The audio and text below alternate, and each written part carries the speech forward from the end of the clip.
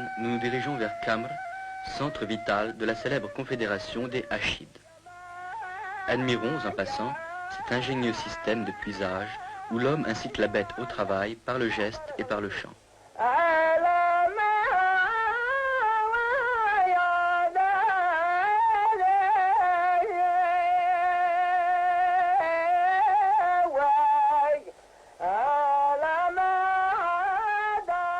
Non loin de la ville, dans une ferme isolée, vivent les tisserands. Ils appartiennent en effet à la catégorie.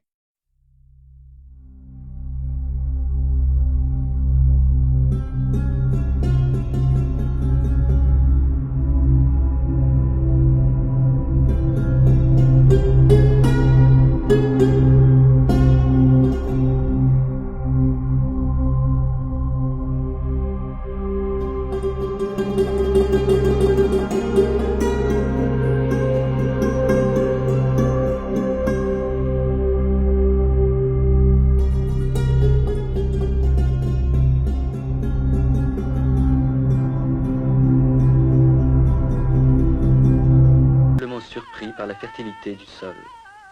De loin, on entend le chant ancestral du battage.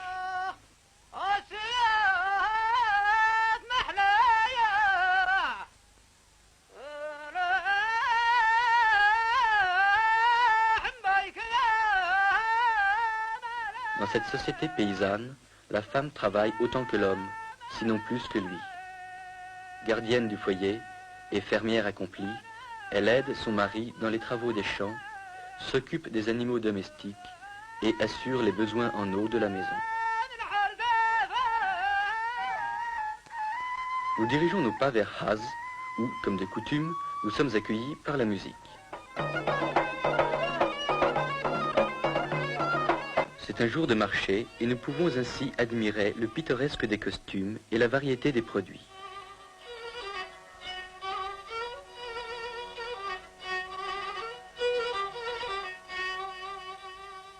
Chaque marché a son daoshan, serviteur du clan et crieur public, appartenant à la catégorie sociale la plus humble de la population.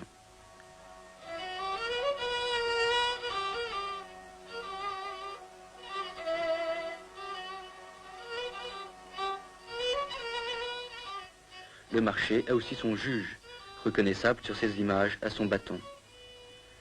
Contrairement à la citadine, la paysanne ne se voile pas.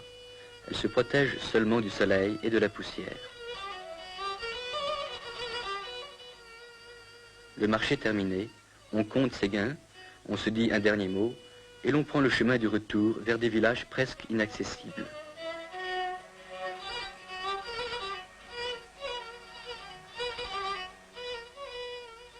Instinct de défense, car c'est de la plaine qu'on tire ses moyens de subsistance.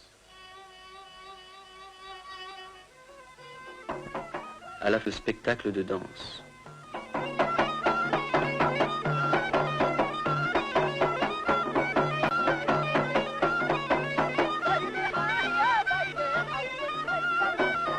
Comme une manifestation de sa sensibilité artistique. Si le rythme et la cadence accusent une certaine monotonie, la chorégraphie est sujette à variation. Les exécutants miment un pas guerrier, alors que l'assistance, comme les combattants des tournois, s'apprêtent à entrer en lice. Les danseurs imitent tous les gestes de l'attaque et de la défense. Avancent, reculent, frappent et sautent. Ils miment aussi l'attitude du vaincu qui marche presque sur les genoux pour implorer sa grâce au vainqueur.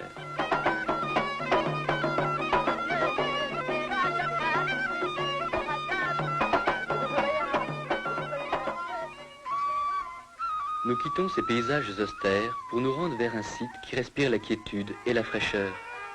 C'est la région la plus fertile de l'Arabie heureuse, dominée par la riante Djibla. Aucune autre ville du Yémen ne lui est comparable, tant son charme est grand.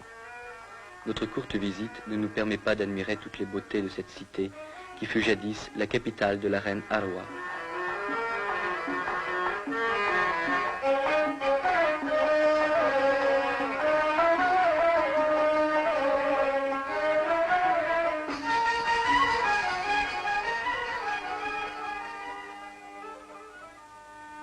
Moins typique que Sanaa, Moins fascinante que Djibla, Taïz, la deuxième ville du Yémen, adossée au mont Saber à plus de 1200 mètres d'altitude, l'emporte sur l'une et l'autre par son esprit ouvert au commerce et à l'industrie.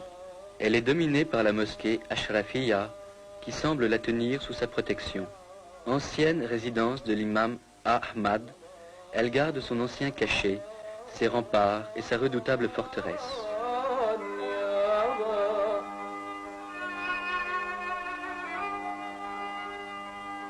Le palais de Salah vibre encore au souvenir de l'ancien souverain. Il en porte aussi la marque. À l'intérieur de ses murs sont gardés les lions du roi, descendants du couple offert jadis par le Négus.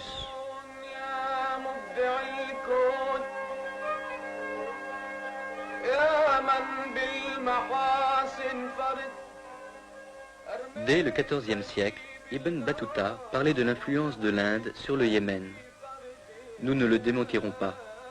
Taïz regorge de produits de toutes sortes en provenance de ce pays, et l'on éprouve un réel plaisir à flâner dans ses souks.